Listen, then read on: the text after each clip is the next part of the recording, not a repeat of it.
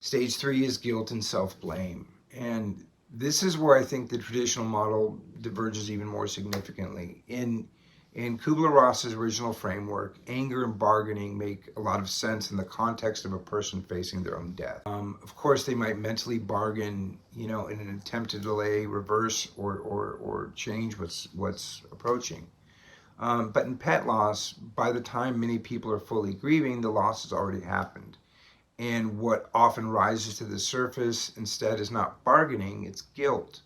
And more specifically, guilt in the form of self-blame. Questions like, did I wait too long? Did I act too soon? Did I miss something? Did I fail them somehow? Could I have done more?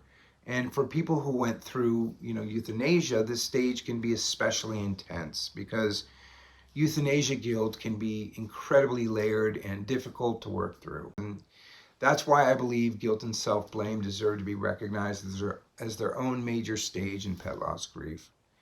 So stage 4 is deception and suppression.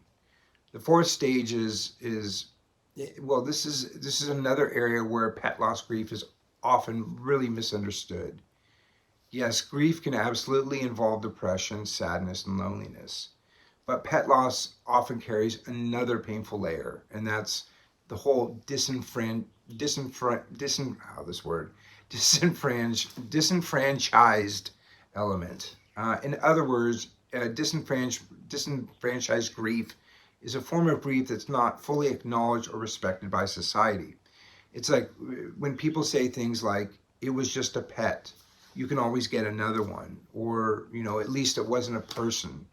And because of that, many grieving pet owners start to, hide the depth of their pain.